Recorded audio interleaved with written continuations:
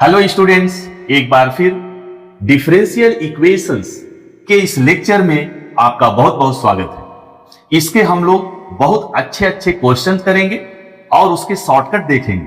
कितना lengthy question, इतना बड़ा क्वेश्चन सेकंडों में किस तरह से कर सकते हैं।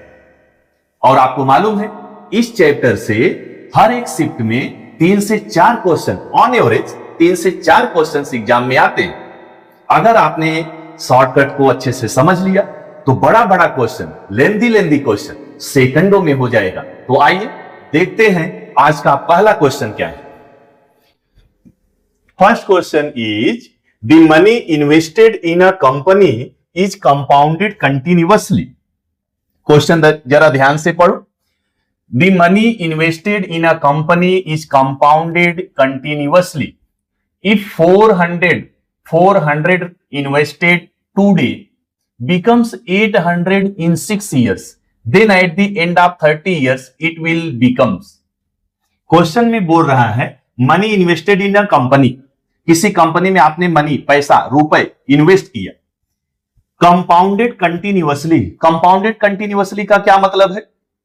कंपाउंडेड कंटिन्यूअसली का क्या मतलब है? इसका मतलब होता है बच्चों कि वो कंपनी हमको हर पल, हर सेकेंड, हर मिनट इंटरेस्ट दे रही है। हर मिनट, हर पल आपके पैसे पे आपको इंटरेस्ट मिल रहा है। तो this is called compounded continuously. अच्छा, ठीक। अब इसको हम लोग बहुत जल्दी जल्दी क्वेश्चन को कैसे करेंगे? बोल रहा है कि इफ 400 इन्वेस्टेड टुडे, अगर आपने आज 400 इन्वेस्टमेंट किया, यानी उस कंपनी में 400 रुपए जमा किया, बिकम्स 800, वो 400 का आपका 800 हो गया इन 6 ईयर्स, 6 साल में। Then at the end of 30 years, तो पूछ रहा है कि आप बताओ 30 साल के बाद आपको कितना पैसा मिलेगा? एकदम सिंपल। आपको मेथड के बारे में इसमें तो कुछ सोचना ही नहीं है। अब आओ देखो कैसे इसको शॉर्टकट में करते हैं। जबरदस्त इसका शॉर्टकट है। ये देखो, आपने 400 जमा किया, 400 आपने इन्वेस्टमेंट किया, तो यहां पर समझो 0 ईयर से। फिर जैसे ही 6 ईयर बीता, कितना बीत गया? 6 ईयर्स, आपका पैसा हो गया डबल। फिर आगे 6 साल बीत गया, यानी 12 साल हो गया। फिर इसका हो गया डबल, कितना हो गया? 1600, 1600। फिर 6 साल बीत गया, हो गया 18 साल। अब इसका पैसा आपका डबल हो गया, कितना? 3200, 3200। फिर जैसे ही 6 साल और बीता तो 18 और 6 कितना हो जाएगा? 24 ईयर्स। अब पैसा इसका डबल हो गया, 6400। फिर जैसे ही 6 साल बीता तो हो गया आपका 30 ईयर्स। तो 30 ईयर्स इसका डबल करेंगे तो 12800, यानी कि 30 साल के बाद हमको पैसा मिलेगा 12,800। तो after 30 years we will get amount 12,800। क्या इसका शॉर्टकट पसंद आया? सेकंडों में, सेकंडों का खेल है। मेथड के बारे में कुछ सोचना ही नहीं। आपने 400 रुपए जमा किया, 6 साल के बाद डबल हो गया, 800 हो गया। फिर 6 साल यानी कि 12 साल हो गया। 12 साल के बाद आपको इसका डबल मिल गया, कितना? 1600। फिर 6 साल बीता, यानी 18 साल। 18 साल खत्म होने पे आपको कितना मिलेगा? इस पैसे का डबल मिलेगा। फिर 6 साल बीता, यानी 24 साल, 24 ईयर्स, इसका डबल हो गया 6400। फिर 6 साल बीता, यानी 30 साल। तो 30 साल के बाद इसका डबल पैसा हो गया 12800, 12800। तो option number B, this one is correct. चलो आगे वाला क्वेश्चन लेते हैं। क्या है second question? The rate of increase of the population of a city is proportional to the population present at that instant. ये आपको रूल्स मालूम है, स्टेट बोर्ड में पढ़ा है। फिर आगे बोलता है in the period of 40 years the population increased from 30,000 to 40,000। In the period of 40 years, 40 साल के पीरियड में पॉपुलेशन 30,000 से 40,000 बढ़ गया। At any time T the population is, at any time T population is A into B raise to T upon 40। ये formula ध्यान से देख लो। बोल रहा है कि at any time T the population, उसने समझो किसी टाइम टी पर पॉपुलेशन निकालने का फार्मूला बना दिया। पॉपुलेशन बोल रहा है कि at any time T population A into B raise to T upon 40 है। किसी भी टाइम टी पर बोल रहा है भाई पॉपुलेशन ए है, then the value of A and B, तो ए और बी की आप वैल्यू बताओ। अब ध्यान रखना ये फार्मूला है, किसी भी टाइम पर किसी भी समय पॉपुलेशन निकालने का ये फार्मूला है, A into B raise to T upon 40। और ये फार्मूला थोड़ा समझ लेते हैं, बड़े ही काम का फार्मूला है। पी मतलब क्या? पॉपुलेशन। पी मतलब क्या? पॉपुलेशन। ई मतलब क्या? Initial population. ध्यान देना, फार्मूला ध्यान से याद करो। पी मतलब क्या? पॉपुलेशन इज इक्वल टू ए, ए मतलब इनिशियल पॉपुलेशन, इनटू ये बी को बोलते हैं ग्रोथ फैक्टर। बी को क्या बोलते हैं? Growth factor. अब ये ग्रोथ फैक्टर क्या होता है?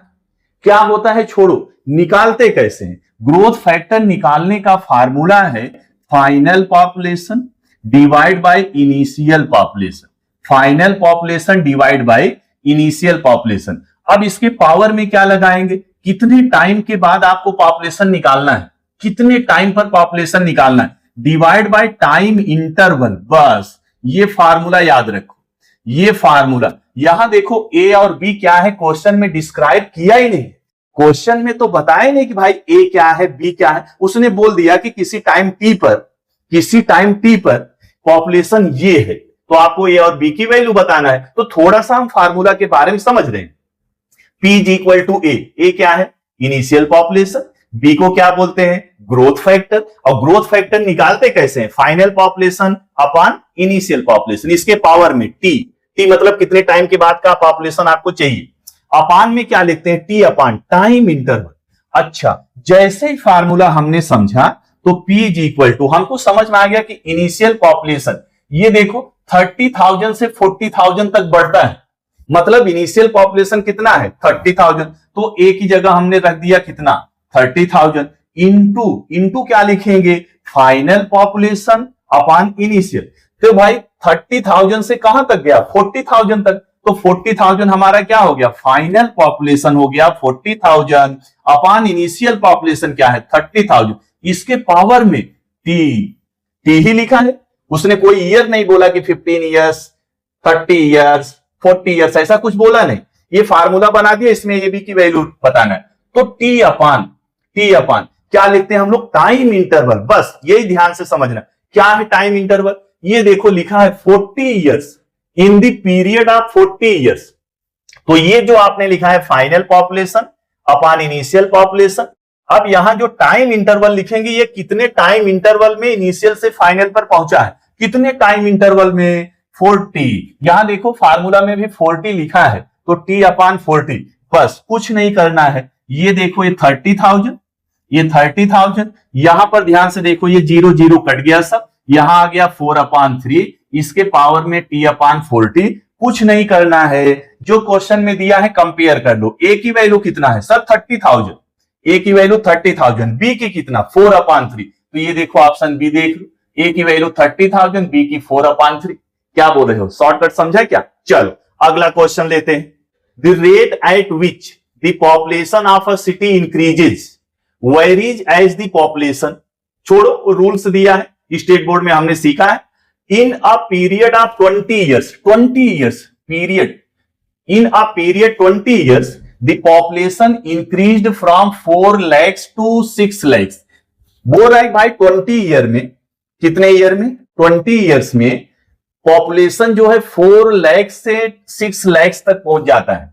In another 20 years the population will be, बोल रहा है कि अगले 20 साल में, अगले 20 साल में बताओ कि पॉपुलेशन कितना हो जाएगा। अभी इसके पहले वाले क्वेश्चन में हमने सीखा कि population is equal to initial, और इनिशियल पॉपुलेशन कितना है यहां पर? इनिशियल मतलब कहां से बढ़ रहा है, कहां तक जा रहा है? तो 4 लाख से कहां तक पहुंच रहा है? 6 तक। 4 लाख से कहां तक? 6 लाख तक। तो इसका इनिशियल पॉपुलेशन कितना हो गया? 4 लाख। अब यहां पर हम लोग लिखते हैं क्या? Growth factor. फाइनल पॉपुलेशन अपान में क्या लिखते हैं? इनिशियल। तो 4 लाख, ये देखो 4 लाख से पॉपुलेशन कितना पहुंचा? 6 लाख। तो ये हमारा फाइनल पॉपुलेशन है, इनिशियल पॉपुलेशन कितना है? 4 है। अच्छा, इसके पावर में कितने साल बाद पूछ रहा है, ये देखो अनदर 20 ईयर्स। तो ये जो टाइम इंटरवल ये बताया है, ये कितने साल में? 20 साल में, 20 ईयर्स में 4 लाख से 6 लाख। तो बोल रहा है भाई अगले 20 साल का बताओ, हमको अगले 20 साल का बताओ। तो 20 साल ये हो गया, 20 ईयर्स से हो गया, 20 ईयर्स में 4 से 6 पहुंचे तो अगला 20 साल बोल रहा है, अगला 20 साल यानी कुल ईयर कितना हो गया, कुल ईयर कितना हो गया, ये 20 ईयर, आगे का 20 ईयर, यानी हम समझ गए 40 ईयर्स। टाइम इंटरवल ये जो अपने को दिया है, इंफॉर्मेशन दिया है, 20 साल में दिया है, 4 लाख से 6 लाख, 4 लाख से 6 लाख कितने ईयर में पहुंच रहे हैं, 20 में। तो ये हमारा क्या है, ये हमारा टाइम इंटरवल है। बस इसको कैलकुलेट कर लो। ये देखो 4 इंटू ये कटेगा, 2 2 जा 2 3 जा, तो यहां आ गया 3/2, ये कटेगा 22 जा, इसका पावर आ गया 2 स्क्वायर आ गया। 4 इंटू 3 का स्क्वायर बताओ 9, 2 का स्क्वायर 4, ये देखो 4 4 कट गया, 9 lakhs। यानी कि another 20 years, in another 20 years the population will be 9 lakhs। कौन सा ऑप्शन है भाई, ऑप्शन नंबर सी है। लेंथी क्वेश्चन है, ऐसे ही शॉर्टकट से टाइम बचा बचा के हम लोग कर सकते हैं। आइए अगला क्वेश्चन देखते हैं, question number 4। The rate at which a substance cools in moving air is proportional to the difference between the temperature of the substance and that of air. The temperature of air is 290 Kelvin. Temperature का unit है 290 Kelvin. And the substance cools from 370 Kelvin to 330 Kelvin in 10 minutes.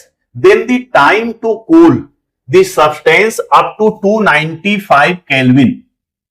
अब देखो जब ऐसा lengthy question रहेगा, जब ऐसे बड़ा बड़ा क्वेश्चन रहेगा तो सबसे मुश्किल है कि उसको 2 बार 3 बार पढ़ना पड़ेगा, 2 बार 3 बार उसको पढ़ना पड़ेगा, तब तो अपने को क्वेश्चन समझ में आएगा। अब 2 बार 3 बार आपने पढ़ा तो सोचो टाइम कितना हो गया, फिर उसको सॉल्व करना है, तब बताओ कितना टाइम लग जाएगा। अच्छा, ये क्वेश्चन अगर आपने पढ़ा तो आपको समझ में आ गया न्यूटन्स लॉ ऑफ कूलिंग पर डिपेंड है, न्यूटन्स लॉ ऑफ कूलिंग पर डिपेंड है। अगर इसमें हम लोग जो सब्सटेंस है यानी जो बॉडी है, अगर उसका टेम्परेचर मान ले थीटा, और जो टेम्परेचर ऑफ सराउंडिंग मीडियम जो यहां पर एयर दिया है उसका टेम्परेचर हम लोग डिनोट कर दें थीटा से, उसका टेम्परेचर डिनोट कर दे थीटा से। अब एकदम मस्त बढ़िया सा शॉर्टकट देखो, अगर बाई मेथड जाते हो तो आपको मालूम है सर हम लोग ऐसे लिखते हैं D theta upon D T is proportional to theta minus theta zero, D theta upon D T this is equal to proportionality sign हटाते हैं minus K theta minus theta zero. ये बाई मेथड ऐसे हम लोग जाएंगे, theta minus theta zero इधर करेंगे, D T को इधर करेंगे, इंटीग्रेट करेंगे, लंबा थोड़ा सा लंबा प्रोसेस हो गया। तो आओ इसको शॉर्टकट में हम लोग कैसे देखते हैं। इधर हमने भाई लिख दिया टाइम, जब ही 0 मिनट था, जब ही 0 मिनट था तो हमारा टेम्परेचर जो है, ध्यान से देखो, सराउंडिंग मीडियम यानी एयर का टेम्परेचर, जैसे मान लो ये रूम है, रूम का टेम्परेचर यानी रूम में जो एयर है उसका टेम्परेचर दिया है, यानी ये फिक्स है 290 केल्विन, ये सराउंडिंग मीडियम का टेम्परेचर है, ये फिक्स है। अच्छा फिर क्या, the substance cools from 370 to 330 in 10 minutes, 10 minute में जैसे मान लो जो बॉडी है, जो सब्सटेंस है, उसका टेम्परेचर था 370 केल्विन, 10 मिनट में उसका टेम्परेचर डिक्रीज होके 330 केल्विन पे पहुंच गया। कितने मिनट में, 10 मिनट में। आओ शॉर्टकट देखो, जब 0 मिनट था तो हमारा जो सब्सटेंस है उसका टेम्परेचर कितना था, 370 था, टेम्परेचर कितना 370। अच्छा अगर मैं डिफरेंस निकालूं थीटा माइनस थीटा जीरो, तो हमारा जो सब्सटेंस है उसका टेम्परेचर 370 है, थीटा जीरो मतलब सराउंडिंग मीडियम का टेम्परेचर, तो 370 माइनस और सराउंडिंग मीडियम का टेम्परेचर यानी जो रूम का टेम्परेचर है, जो एयर का टेम्परेचर है, ये हमेशा फिक्स रहेगा। तो 370 में से अगर मैं 290 निकाल दूं तो डिफरेंस बताओ कितना आ रहा है, सर 80 का आ रहा है। अब बोल रहा है कि भाई जैसे ही 10 मिनट हुआ, ये जो टेम्परेचर 370 था, 370 से कितना पहुंच गया, सर ये तो 330 पहुंच गया। अब अगर मैं इसका डिफरेंस निकालूं, सराउंडिंग मीडियम एयर टेम्परेचर से अगर मैं इसका डिफरेंस निकालूं 330 माइनस 290, बताओ कितना हो जाएगा सर, 40 हो जाएगा। तब डिफरेंस आ गया 40। अब ऐसे बोल रहा है कि भाई कितने मिनट के बाद ये जो सब्सटेंस है, जो बॉडी है, उसका टेम्परेचर 295 होगा। क्या बोलते हैं, क्वेश्चन समझे क्या? एक बार फिर से समझो। कोई बॉडी है, कोई सब्सटेंस है, उसका इनिशियल टेम्परेचर 370 है, फिर 10 मिनट में 330 हो जाता है, टेम्परेचर डिक्रीज हो रहा है। तो बोल रहा है कि ऐसे डिक्रीज होते होते होते होते 295 केल्विन कितने मिनट के बाद होगा, कितने मिनट के बाद उस बॉडी का टेम्परेचर डिक्रीज होके 295 हो जाएगा। तो क्या करना है, ये बॉडी का टेम्परेचर, सराउंडिंग मीडियम से टेम्परेचर, उसका डिफरेंस निकालो 80, फिर 10 मिनट में बॉडी का टेम्परेचर 330 हो गया, फिर इसका सराउंडिंग मीडियम 290 से डिफरेंस निकालो 80। अब कितने मिनट बाद, अच्छा अब 295, जब इसका हम लोग 290 से डिफरेंस निकालेंगे तो कितना हो जाएगा सर, 5 आएगा डिफरेंस। अब यहां देखो, यहां मेथड समझो, ये देखो 80 से कहां पहुंचा, 80 से कहां पहुंचा 40 पर, यानी ये दोनों का रेशियो 1/2 का रेशियो, सेम रेशियो में डिक्रीज करेगा। ध्यान देना, सेम रेशियो में टेम्परेचर का जो डिफरेंस है वो डिक्रीज करेगा। 80 से 40, अच्छा ये बताओ 40 से अब जब डिक्रीज करेगा, आप डिफरेंस निकालोगे कितना आएगा सर, 20 आएगा। अच्छा ये बताओ 20 के बाद कितना आएगा सर, 10 आएगा। 10 के बाद कितना आएगा, 5 आएगा। बस ये टाइम कैलकुलेट कर लो, ये टाइम पूरा आप कैलकुलेट कर लो। 80 से 40 कितने मिनट में आया सर, 10 मिनट में। तो 40 से 20 कितने मिनट में आएगा, 10 मिनट में। 20 से 10 कितने मिनट में आएगा, 10 मिनट में। 10 से 5 कितने मिनट में पहुंचेगा, 10 मिनट में। तो ये देखो टोटल कितना हो गया सर, 40 मिनट, यानी कि 40 मिनट के बाद हमारा जो सब्सटेंस है, जो बॉडी है, उसका टेम्परेचर 295 केल्विन पहुंच जाएगा। तो करेक्ट ऑप्शन इसका है ए, 40 मिनट। क्या बोलते हैं, क्वेश्चन समझा क्या? ऐसे मेथड से जाओ ही मत। हाँ, किसी में अगर शॉर्टकट नहीं जबरदस्त मिल रहा है तो उसको बाय मेथड कर लेंगे, लेकिन इसमें तो जबरदस्त मेथड है। समझा क्या? चलो आगे चलते हैं, नेक्स्ट क्वेश्चन लेते हैं। Question number 5, the population of a town increases at a rate proportional to the population at that time. If the population increases from 40,000 to 80,000 in 20 years, एकदम पहले वाले के जैसा है। पॉपुलेशन इंक्रीज कर रहा है, ध्यान देना कितने साल में, 20 इयर्स में। कहां से कहां तक, 40,000 से 80,000। समझो इसका इनिशियल पॉपुलेशन कितना है सर, 20,000 है। के लिख दूं चलेगा, के आप समझते हैं 20 के मतलब 20,000 इनिशियल पॉपुलेशन है। सॉरी 20 नहीं है, क्या है 40।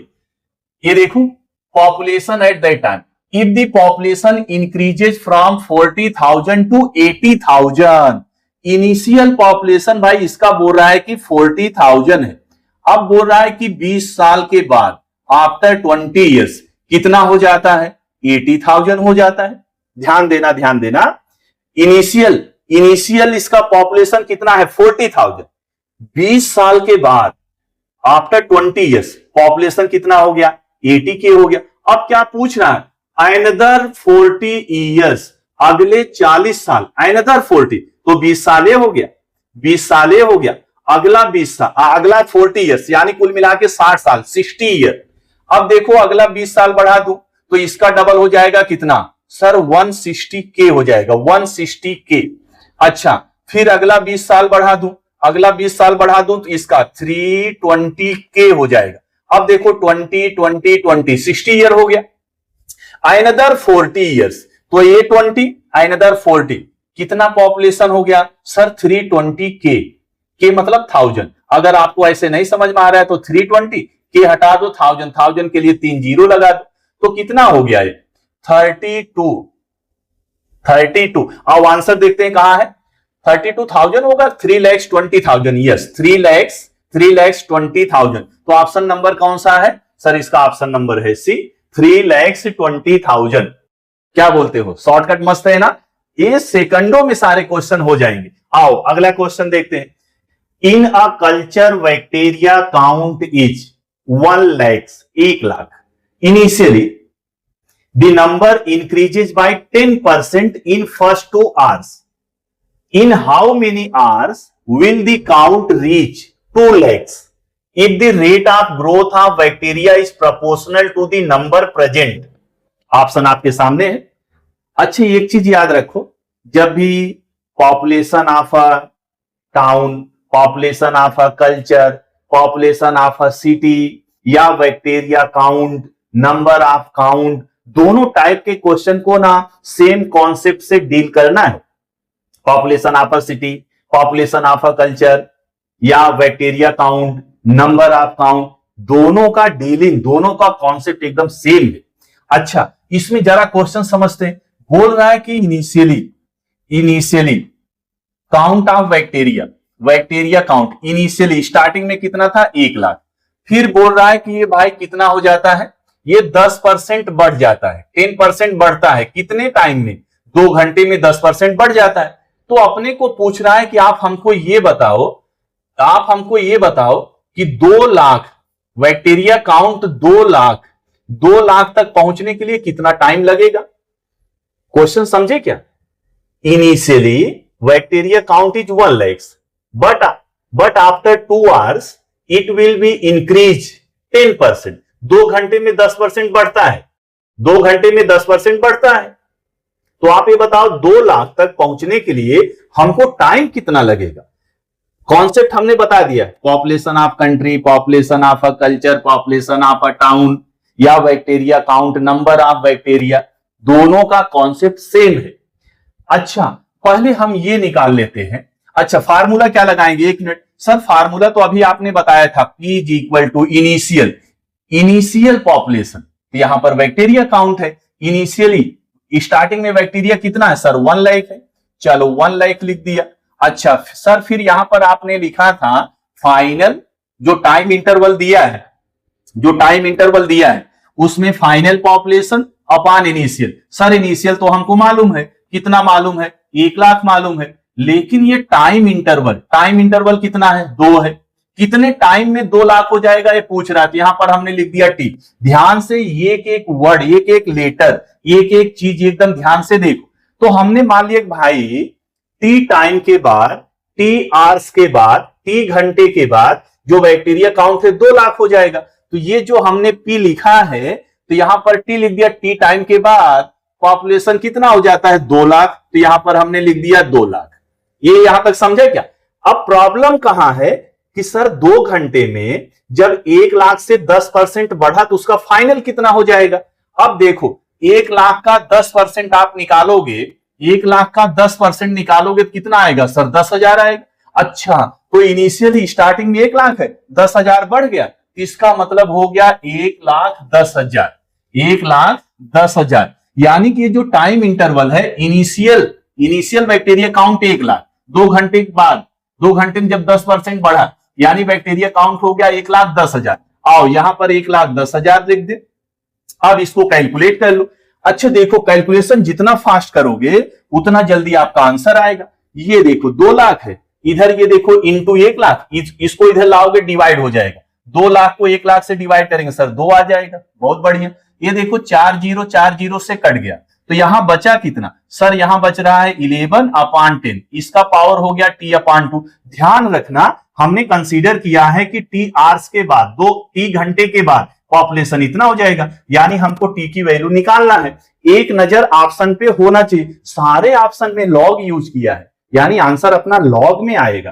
कैसे? ये देखो, ये तो एक्सपोनेंशियल फॉर्म है। अब एक्सपोनेंशियल फॉर्म को लॉगरिथमिक फॉर्म में कैसे चेंज करते हैं, आओ बताओ। जैसे लिखा है 4 का स्क्वायर कितना होता है, 16। सर ये तो एक्सपोनेंशियल फॉर्म है, इंडेक्स फॉर्म है, क्या इसको लॉग में कन्वर्ट करने आता है आपको? बिल्कुल आता ही होगा। ये हो जाएगा लॉग, कितना हो जाएगा 16, बेस में क्या लिखोगे 4, जो पावर है इक्वल में आ जाता है। ध्यान देना, एक चीज यहां पर नोटिस करो, जो एक्सपोनेंशियल इंडेक्स में जो बेस रहेगा वही बेस लॉग का भी होता है। पावर में जो लिखा है वो एक साइड में आ जाएगा, इसका लॉग, इसका मतलब log 16 to the base 4 is equal to 2। बस इसको भी लॉग में कन्वर्ट कर लो।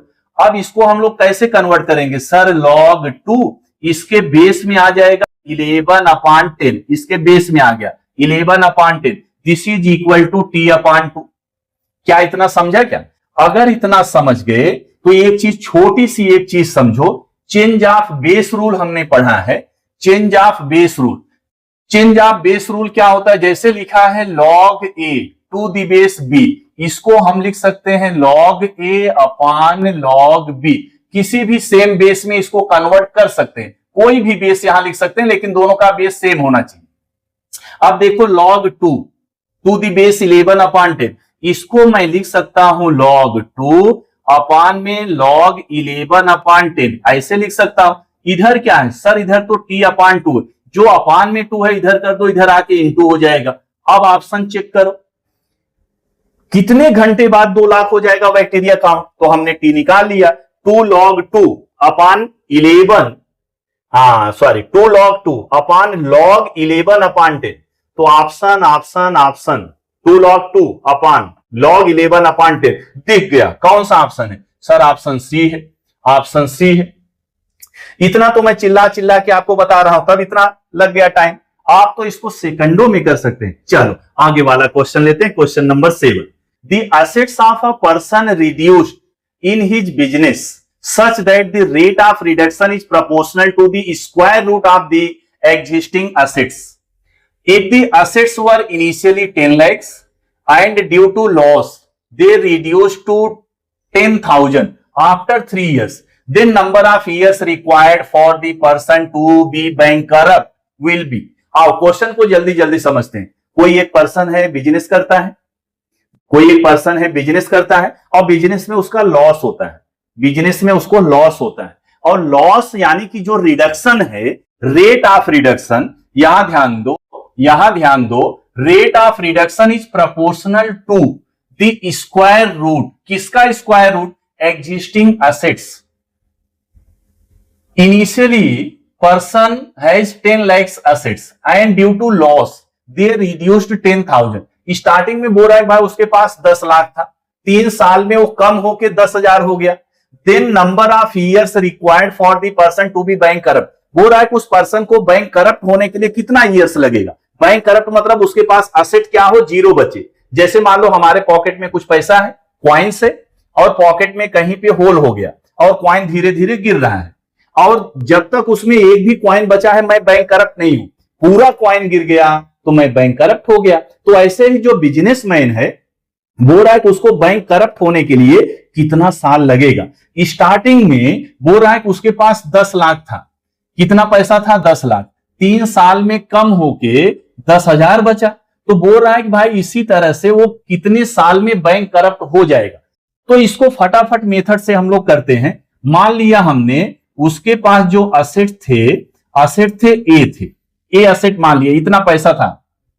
अब इसका दिया है रेट ऑफ रिडक्शन, यानी DA upon DT is proportional to square root of existing asset. बस इसमें अगर यही चीज आप समझ गए तो क्वेश्चन बहुत अच्छे से आप कर पाएंगे। अब आपको मालूम है कि सर इसको हम तो ऐसे लिखते हैं, DA upon DT, proportionality sign को हटाते हैं, यहां पर इक्वल लिखते हैं, एक प्रोपोर्शनलिटी कांस्टेंट लिखते हैं। तो यहां पर हमने लिख दिया माइनस के रूट ए। सर माइनस क्यों किया? माइनस इसलिए क्योंकि यहां पर रिडक्शन दिया है, यानी कि उसका जो असेट्स है वो डिक्रीज हो रहा है, इसके लिए माइनस लगा है। अब यहां मालूम है आपको कि वेरिएबल सेपरेबल फॉर्म से करते हैं, तो 1 upon root A D A is equal to minus K D T इधर कर दिया। अब दोनों साइड को इंटीग्रेट कर देंगे, इंटीग्रेट करोगे तो 2 रूट ए इधर आता है, minus K T plus C, C constant of integration है। आओ इसको इक्वेशन नंबर 1 मान लू मैं।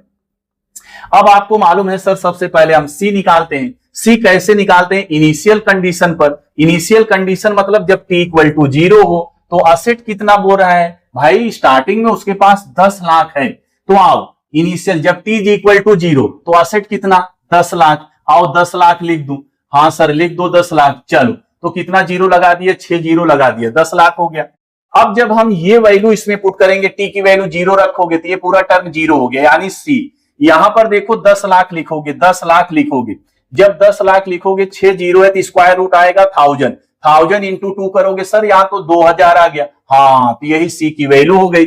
आओ इसमें कंडीशन देखते हैं, एंड नाउ आफ्टर 3 इयर्स, यानी 3 साल के बाद अगर टी की वैल्यू 3 हो तो जो हमारा असेट ए है ये कितना हो जाएगा सर? तब तो ये 10,000 हो जाएगा, 10,000 हो जाएगा। बहुत बढ़िया, आओ ये सारी वैल्यू इसमें पुट कर दे, इसमें वैल्यू पुट कर दे। अब ये बताओ 2, यहां पर 2 रूट में ए है, तो जब आप ये 10,000 यहां रखोगे तो इसका बताओ स्क्वायर रूट कितना आ जाएगा सर? 100 आएगा। तो यहां पर मैंने 100 लिख दिया, इज इक्वल टू माइनस के। अब के निकालेंगे, पहले हम सी निकालते हैं फिर के। टी की वैल्यू कितना सर? 3, और सी की वैल्यू ऊपर आपने निकाला है 2000 निकाला है। अब ये देखो 200 होगा, ध्यान दो 200, और ये कितना है? 2000 है। जब इसको आप इधर लाओगे तो ये 200 माइनस कितना? 2000, this is equal to minus 3 K. अब ये बताओ माइनस 1800 बचेगा और इधर माइनस 3 के बचेगा। दोनों साइड माइनस माइनस कट गया, 3 से डिवाइड करोगे सर, हमको समझ गया के की वैल्यू आ गई 600। अब क्या करना है वो बताओ हमको। अब आपको पूछा है कि भाई बैंक करप्ट होने के लिए कितना साल लगेगा? बैंक करप्ट होने के लिए कितना साल लगेगा? अब इधर एकदम ध्यान से देखो, बैंक करप्ट होने के लिए कितना साल लगेगा, यानी टी निकालना है। और बैंक करप्ट होने के लिए असेट क्या होना चाहिए सर? 0 होना चाहिए। अब ये सारी वैल्यू ले जाके इक्वेशन नंबर 1 में रख दो, इक्वेशन नंबर 1 में रख दो। ए की वैल्यू क्या होना चाहिए? 0। जब यहां 0 रखोगे तो बताओ ये साइड पूरा का पूरा क्या हो गया सर? 0 हो गया। यहां बताओ माइनस के की वैल्यू बताओ सर? ये तो निकाला है 600 इंटू क्या सर? टी प्लस क्या सी की वैल्यू बताओ सर? ये तो 2000 है। बस इसको सॉल्व करके टी की वैल्यू निकालो। ये देखो 2000 इधर लाओगे तो ये हो जाएगा minus 2000, this is equal to minus 600 T. तो ये देखो माइनस माइनस कट गया, इधर आ गया कितना? 2000, और 600 को डिवाइड कर दो, ये देखो 20 कट गया। ऊपर कितना? 20, नीचे कितना? 6। 20 और 6 को कैंसिल कर दो, 3 से कैंसिल होगा। 2 3 जा 2 10 जा सर 10/3 आए क्या? यस। तो टी की वैल्यू कितना आ गई? 10/3, यानी 10/3 ईयर्स के बाद वो पर्सन क्या हो जाएगा सर? वो बैंक करप्ट हो जाएगा। तो आओ 10/3, यानी कि इसका ऑप्शन नंबर बी करेक्ट है। तो हर क्वेश्चन का शॉर्टकट मत खोजो, स्पीड बढ़ाओ, कैलकुलेशन स्पीड बढ़ाओ, जितने क्वेश्चन में पॉसिबल है। मैं खुद आपको शॉर्टकट बता रहा हूं। चलो आगे वाला क्वेश्चन देखते हैं। The rate of reduction of a persons assets is proportional to the square root of the existing assets. The assets reduced from 25 lakhs to 6.25 lakhs in 2 years. This rate of reduction of his assets will make him bankrupt. एकदम same question है, इसमें भी क्या बोल रहा है? Rate of reduction proportional to the square root of existing assets. अगर हम लोग असेट ए मान लें तो rate of reduction of asset is proportional to square root of asset. अभी आपको याद होगा तो सेम कंडीशन इसमें भी दिया है, same condition. Rate of reduction इसका भी जैसे उसमें रेट ऑफ रिडक्शन सेम ऐसे। उसमें स्टार्टिंग में इनिशियली उसके पास 10 लाख था, यहां कितना है? यहां सर 25 लाख है। वहां 10 लाख से 10,000 हो गया, यहां 25 लाख से 6.25 लाख हो रहा है। वहां 3 इयर्स में था, यहां 2 इयर्स में। तो आपको बताना है कि भाई बैंक करप्ट कितने साल में हो जाएगा, यानी फाइनली आपको निकालना है कि जब असेट ए इक्वल टू 0 हो तब आपको टी निकालना है। एक क्वेश्चन आपके लिए होमवर्क है, और पूरा वीडियो नहीं देखते हो मुझे मालूम है, ना तो कमेंट करते हो, ना तो शेयर करते हो, ना पूरा वीडियो देखते हो। ये बहुत घातक है। क्यों घातक है? मैं जानता हूं रील्स का जमाना है, 40-40 मिनट 10-10 मिनट की रील्स देखने वाले लंबा लेक्चर कैसे देखेंगे? ये तो वही बच्चे देखेंगे जिनको अपना फ्यूचर बनाना है। तो ये आपके लिए होमवर्क है। ये क्वेश्चन को सॉल्व करो और कमेंट में हमको लिख के बताओ कि सर इसमें कौन सा ऑप्शन इसका करेक्ट है, और ऑप्शन भी लिखना उसमें 4 इयर्स 3 इयर्स 5 इयर्स 6 इयर्स जो लिखा उसको भी। चलो आते हैं अगले क्वेश्चन पे। Question number 9, the principal increases continuously in a newly opened bank at the rate of 10% per year. An amount of rupees 2000 is deposited with this bank. How much will it become after 5 years? ये बोल रहा है कि समझो आप एक bank में पैसा जमा कर रहे हैं, लेकिन वो जो इंटरेस्ट है कैसे कैलकुलेट किया जा रहा है? Continuously, compounded continuously. जब कंटिन्यूअसली वर्ड आ जाए समझो उसमें आपको जो इंटरेस्ट मिल रहा है कंपाउंडेड कंटिन्यूअसली, यानी समझो कि हर मिनट हर सेकंड हर पल हमको बैंक इंटरेस्ट दे रही है। अब ऐसे में एक फार्मूला आप याद रखो, अमाउंट इज इक्वल टू होता है P into E raise to R into T. ये अमाउंट निकालने का, लेकिन ये फार्मूला कब लगाओगे? जब क्वेश्चन में कंपाउंडेड कंटिन्यूअसली रहेगा। टी ईयर्स के बाद कितना पैसा हो जाएगा, कितना पैसा आपको मिलेगा, टोटल कितना अमाउंट मिलेगा, वो निकालने का फार्मूला। पी क्या है? प्रिंसिपल अमाउंट है, जितना आपने बैंक में जमा किया है। आर क्या है? ध्यान रखना, आर जो है रेट ऑफ इंटरेस्ट है। आर क्या है? रेट ऑफ इंटरेस्ट है। लेकिन यहां जो आर लिखना है, ध्यान देना, आर को आपको लिखना है रेशियो में, परसेंटेज में नहीं लिखना है। किस में लिखना है? रेशियो में। आओ फार्मूला कैसे यूज करेंगे ये बताओ। इसमें बोला है प्रिंसिपल इंक्रीजेस कंटिन्यूअसली, प्रिंसिपल जो है कंटिन्यूअस इंक्रीज कर रहा है, यानी हम समझ गए कि कंपाउंडेड कंटिन्यूअसली है। एट द रेट क्या दिया है? 10%, यानी आर की वैल्यू दिया है 10%। एन अमाउंट ऑफ 2000, आपने बैंक में 2000 जमा किया, यानी प्रिंसिपल अमाउंट कितना है सर? 2000 है। With this bank how much will it become after 5 years, यानी टी इज इक्वल टू 5 साल के बाद पूछ रहा है कितना हो जाएगा। तो हमारे पास फार्मूला है A is equal to P की वैल्यू 2000 इंटू ई की पावर में क्या लिखेंगे? आर।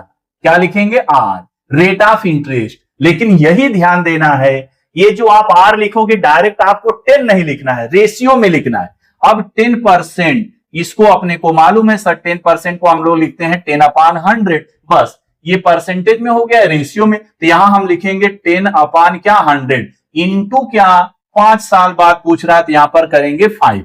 अब इसको कैलकुलेट कर लो, ये आ गया 2000 ई रेज टू, ये देखो 10 जा अपान में 10, 5/10 होता है 0.5।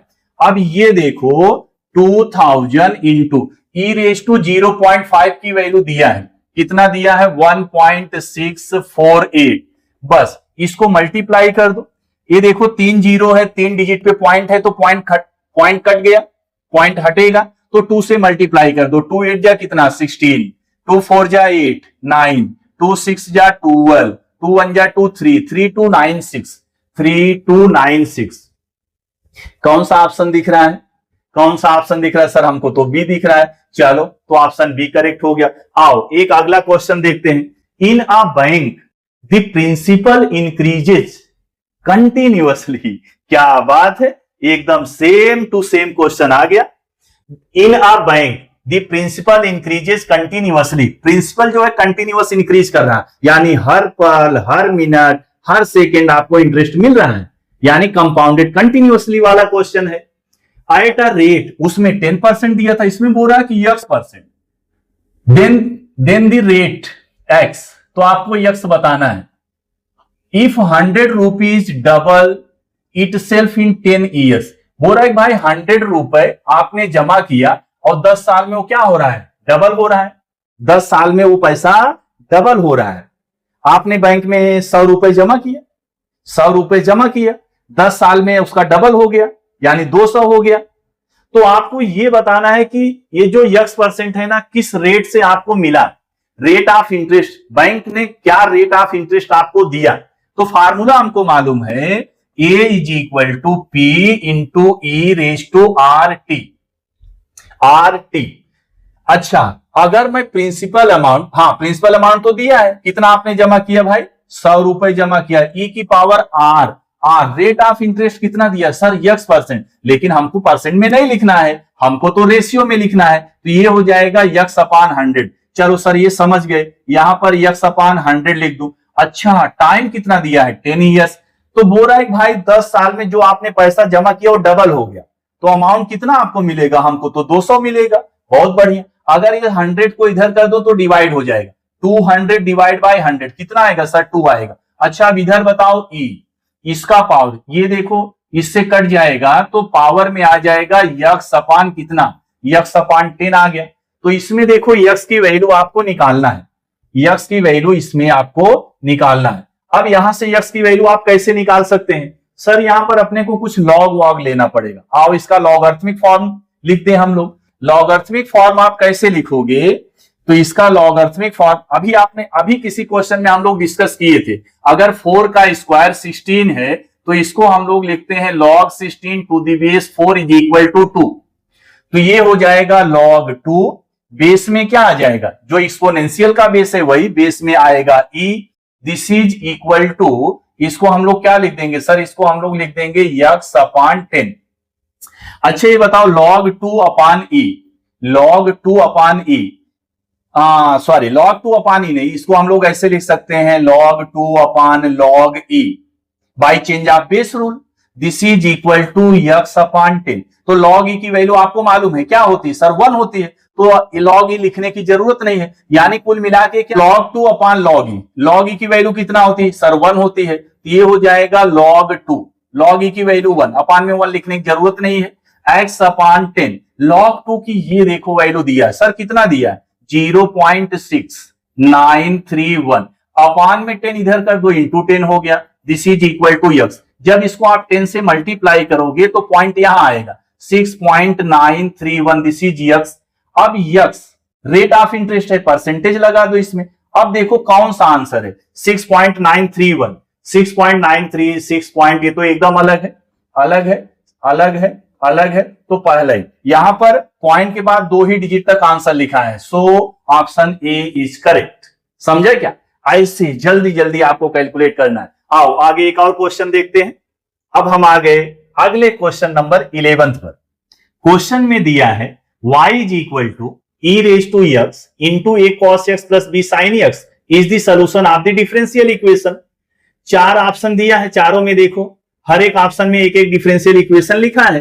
बोल रहा है कि इसमें से किस डिफरेंशियल इक्वेशन का सॉल्यूशन है।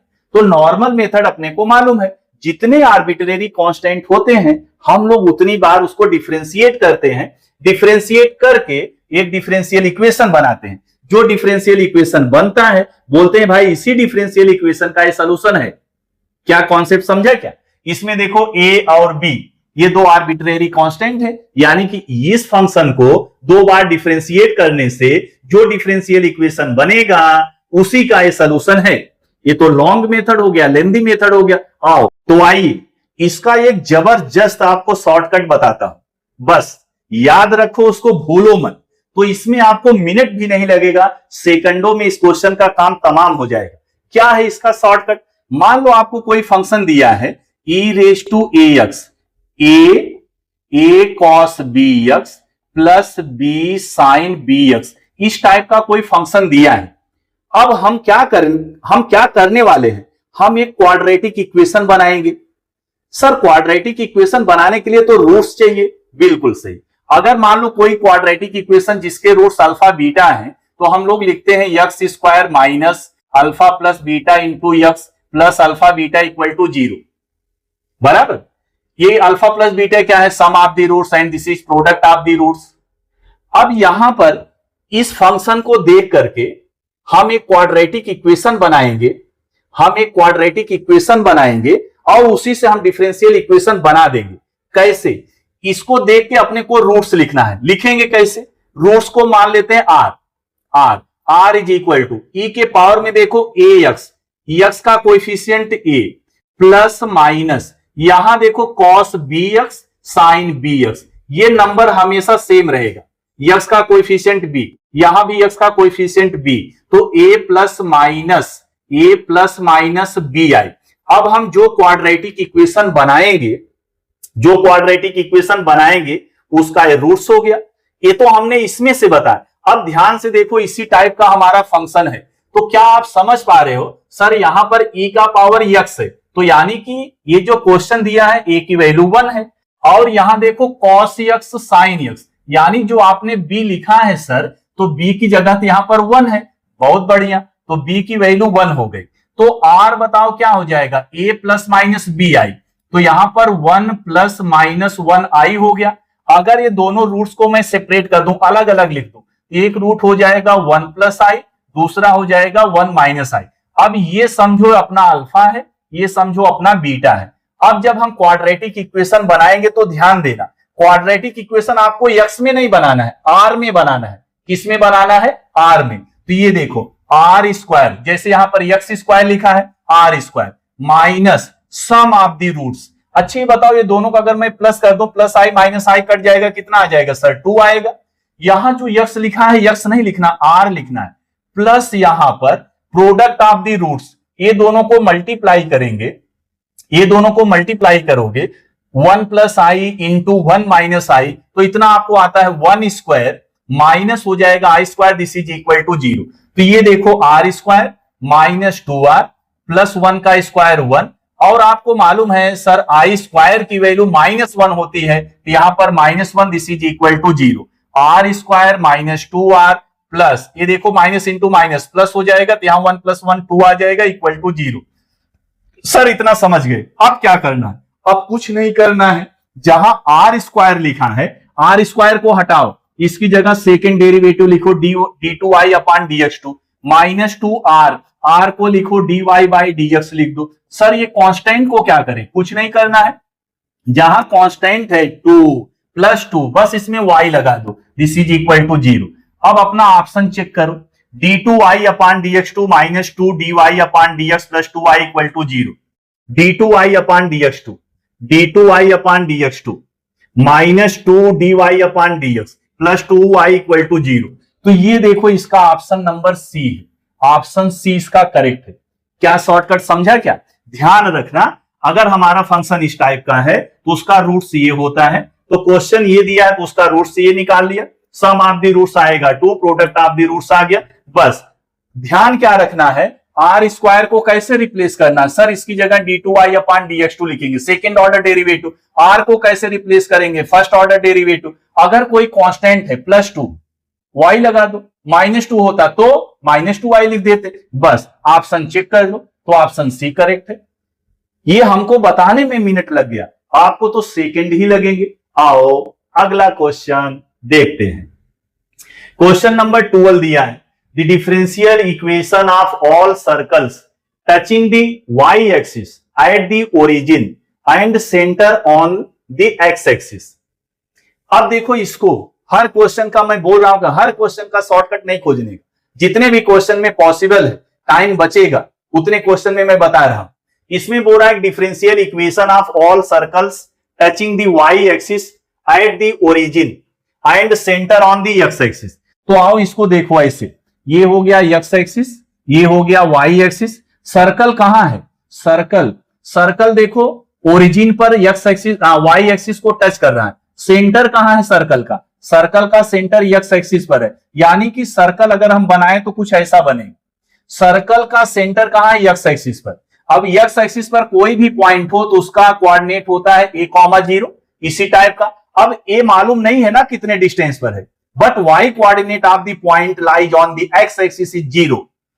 कोई भी पॉइंट अगर x एक्सिस पर लाई करता है तो उसका y कोऑर्डिनेट 0 होता है। और बोल रहा है भाई सर्कल जो है ओरिजिन से जाएगा और y एक्सिस को टच करेगा। तो यहां से हम दो चीज समझ गए। सर कौन कौन सा दो चीज? ये सर्कल का सेंटर ये है, और ये जो ये डिस्टेंस है इसका रेडियस है, और यहां से आप बता सकते हो सर इसका रेडियस तो a हो जाएगा। और एक फार्मूला हम लोग 11th स्टैंडर्ड में पढ़े हैं, अगर कोई सर्कल जिसका सेंटर h, k है, अगर उसका रेडियस r है तो उसका इक्वेशन होता है x माइनस h का whole square plus y minus k का whole square is equal to radius का स्क्वायर। अगर मैं इसका इक्वेशन लिखूं तो x माइनस a का square plus y minus k, ये तो 0 है यानी y square, this is equal to radius का स्क्वायर। तो रेडियस का स्क्वायर, रेडियस क्या है a का स्क्वायर हो गया। अगर मैं इसको डिफरेंशिएट कर दूं, डिफरेंशिएट मत करो, अगर इसका मैं ये देखो x माइनस a का होल स्क्वायर, तो इसको लिख सकता हूं x square minus 2ax plus a square plus y square, this is equal to a square. ये देखो a स्क्वायर कट जाएगा, तो यहां पर क्या बचा सर? यहां x स्क्वायर, और क्या बच रहा है सर? y स्क्वायर, और क्या बच रहा है? Minus 2ax equal to 0। आओ अब इसको डिफरेंशिएट कर दे। अगर मैं इसको डिफरेंशिएट कर दूं तो चलो ये इक्वेशन नंबर 1 मान लिया। अब इसमें बताओ आर्बिट्रेरी कांस्टेंट क्या है? सर a है, यानी किसी तरह से अगर मैं इसमें से a हटा दूं तो डिफरेंशियल इक्वेशन मिल जाएगा। ओके, तो अगर मैं इसको डिफरेंशिएट करूं तो बताओ ये कितना आ जाएगा? 2x, और ये बताओ कितना होगा 2y, y का क्या होगा सर dy बाई dx होगा, -2 ये कांस्टेंट है, x का क्या हो जाएगा 1 हो जाएगा, दिस इज इक्वल टू 0। अगर मैं लेफ्ट हैंड साइड में हर एक टर्म देखो 2x 2y यहां 2 है, हर एक टर्म को 2 से डिवाइड कर दो, यानी पूरे इक्वेशन को 2 से डिवाइड कर दो। अगर 2 से डिवाइड करोगे तो x प्लस क्या आ जाएगा y into d y by d x. ये देखो जो माइनस ए बचेगा, माइनस ए को इधर कर दिया है, इसका मतलब ये ए की वैल्यू आ गई। यही ए की वैल्यू कुछ मत करो, ए की वैल्यू इसमें रख दो। जब हम आर्बिट्रेरी कांस्टेंट को एलिमिनेट कर देते हैं तो जो आता है वही अपना डिफरेंशियल इक्वेशन होता है। तो ये वाला इक्वेशन देखो x square plus y square minus x square plus y square minus क्या लिखा है 2a, क्या लिखा है 2a। और यही a की वैल्यू यहां रख दो, a की वैल्यू रख दिया तो x plus y d y by d x into क्या लिखा है x, this is equal to 0। और इसको मल्टीप्लाई करें तो क्या मिलेगा, क्या ऐसा ऑप्शन दिया है, बिल्कुल नहीं दिया है। और इसको मल्टीप्लाई कर दो, ये देखो x square plus y square minus 2x और ये x से मल्टीप्लाई करोगे तो 2x स्क्वायर हो जाएगा माइनस 2x स्क्वायर। अच्छा अब ये देखो -2 इंटू ये वाला टर्म करोगे -2y, यहां पर भी x मल्टीप्लाई हो रहा है तो 2xy dy by dx is equal to 0। अब यहां से देखो x square minus 2x square, this is minus x square plus क्या y square minus 2xy dy by dx equal to 0। क्या ऐसा ऑप्शन दिया है माइनस x स्क्वायर है, नहीं है। एक्स स्क्वायर को देखो पॉजिटिव बना है तो आप क्या करो पूरे इक्वेशन को माइनस से मल्टीप्लाई कर दो। यहां देखो माइनस की बजाय क्या हो जाएगा सर, यहां प्लस हो जाएगा, ये माइनस वाई स्क्वायर ये प्लस हो जाएगा 2xy dy by dx this is equal to 0। अब बताओ कोई ऑप्शन मैच हो रहा है, x square minus y square plus 2xy dy by dx equal to 0। तो ऑप्शन बी इसका मैचिंग हो रहा है, तो इसका ऑप्शन नंबर बी करेक्ट है। क्या बोलते हो, समझ में आया क्या। चलो अगला क्वेश्चन देखते हैं क्या है। The differential equation satisfied by y is equal to x। हाँ इधर ध्यान दो, इसका भी एक जबरदस्त शॉर्टकट बता रहा हूं। क्या लिखा है y is equal to x sine 6t plus 5। ध्यान से देखना, इसका भी शॉर्टकट मस्त है, cos 6t प्लस 5। ये बोल रहा है कि ये फंक्शन है, ये बताओ ये किसका सलूशन है, कौन से डिफरेंशियल इक्वेशन का ये सलूशन है। जब भी आपको कुछ ऐसा इक्वेशन दिख जाए, कैसा आओ y इज इक्वल टू, मान लो कुछ ऐसा लिखा है ये sine bx plus b cos bx, ऐसा फंक्शन अगर आपको दिया है, मस्त एकदम जबरदस्त इसका शॉर्टकट है, बस आप सेकंडों में क्वेश्चन करेंगे। अगर इस तरह से कोई फंक्शन दिया है, हमको ये बताना है कि a किस डिफरेंशियल इक्वेशन का सलूशन होगा। तो जैसे अभी इसके पहले हम लोग शॉर्टकट किए थे, क्वाड्रेटिक इक्वेशन बनाए थे, और क्वाड्रेटिक इक्वेशन बनाने के लिए अपने को क्या चाहिए, रूट्स चाहिए। तो इसका रूट्स होता है r is equal to plus minus b i. ध्यान देना r इज इक्वल टू क्या प्लस माइनस बी आई, यानी x का कोएफिशिएंट। अब यहां बताओ जो क्वेश्चन दिया है r is equal to plus minus, यहां t है, t का कोएफिशिएंट क्या है सर 6 है, तो रूट्स हो जाएगा 6i प्लस माइनस 6i, यानी कि एक रूट होगा 6i और दूसरा रूट हो जाएगा माइनस 6i। अब जब क्वाड्रेटिक इक्वेशन हम लोग लिखेंगे तो किसमें लिखना है सर, r में ही लिखना है, अभी आपने बताया था, वेरी गुड। तो r स्क्वायर माइनस, यहां क्या लिखते हो, यहां पर क्या लिखते हो सम ऑफ दी रूट्स, क्या लिखते हो sum of the root, 6i minus 6i सम निकालोगे 0 इंटू r, यहां पर क्या लिखते हो दोनों को मल्टीप्लाई करेंगे सर 6 ये देखो प्लस है माइनस है, प्लस इंटू माइनस बोलो, यहां माइनस लिख दो, हाँ सर लिख दो, माइनस 36 6 जा 36 I into I square this is equal to 0। तो ये देखो आर स्क्वायर ये वाला टर्म पूरा का पूरा 0 हो गया, माइनस 36 आई स्क्वायर की वैल्यू -1 इक्वल टू 0। तो r square minus into minus ये होगा प्लस 36 इक्वल टू 0। हाँ सर क्वाड्रेटिक इक्वेशन लिख दिए। अब हमने बताया था कि कैसे रिप्लेस करोगे, आर स्क्वायर मतलब second order derivative, R square मतलब second order derivative d2y upon dx2, यहां पर प्लस ये पूरा का पूरा कांस्टेंट है तो 36y this is equal to 0। ज्यादा झंझट में नहीं पड़ना है। बस ये आप फंक्शन याद रखो, इसका रूट्स कैसे लेंगे, क्वाड्रेटिक इक्वेशन कैसे बनाएंगे, कैसे रिप्लेस करना है। आओ आंसर देखते हैं। d2i अपान dt, सॉरी यहां पर एक गलती क्या किया, ये फंक्शन t का है तो t के रिस्पेक्ट में डिफरेंशिएट करना, यहां आपको t लिखना है बस, x का फंक्शन नहीं है, देखो t का फंक्शन है तो यहां पर लिख देंगे dt2। तो ऑप्शन देखो d2i upon dt2 plus 36y equal to 0। तो कौन सा ऑप्शन इसका करेक्ट है सर, इसका ऑप्शन सी करेक्ट है। क्या बोलते हो, शॉर्टकट अच्छा है, बढ़िया शॉर्टकट है, सेकंडों का खेल है। चलो आगे एक और क्वेश्चन देखते हैं, question number 14। Question number 14, the differential equation of all circles having their centres on the line y is equal to 5 and touching x axis is. एकदम सेम ऐसे क्वेश्चन मैंने आपको बताया था, एकदम उसी से मिलता जुलता क्वेश्चन है। Circles having centre on the line, centre कहां है, y इज इक्वल टू 5, ये जो लाइन है ना इसी लाइन पर सेंटर है। ये देखो आओ डायग्राम से आपको समझाऊं, पूरा नहीं बस इसका मैं हिंट दे रहा हूं। मान लो यहां पर ये वाली लाइन है y इज इक्वल टू 5, तो बोल रहा है भाई जो सर्कल है, सर्कल का सेंटर इसी लाइन पर है, तो कहां ले हम लोग सेंटर। आओ और थोड़ा पढ़े, differential equation of the all circles having centre, centre तो यहां होना चाहिए, and touching x axis, circle किसको टच करना चाहिए, x एक्सिस को। यानी कि अगर यहां हम मान लें भाई सेंटर यहां है तो सर्कल हमारा कुछ ऐसे x एक्सिस को टच करेगा। अब ध्यान से देखो, अगर यहां पर हमने सेंटर मान लिया तो बताओ इसका x एक्सिस में कितना डिस्टेंस है मालूम नहीं, इसको वेरिएबल ले लो a, लेकिन ये तो मालूम है ये वाला डिस्टेंस कितना है भाई 5 है, तो यानी कि सेंटर होगा a,5।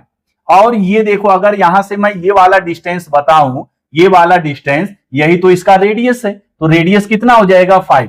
तो जब मैं सर्कल का इक्वेशन लिखूंगा x माइनस h की जगह a है, x माइनस a का होल स्क्वायर y माइनस 5 का whole square is equal to radius 5 है तो 5 का स्क्वायर 25।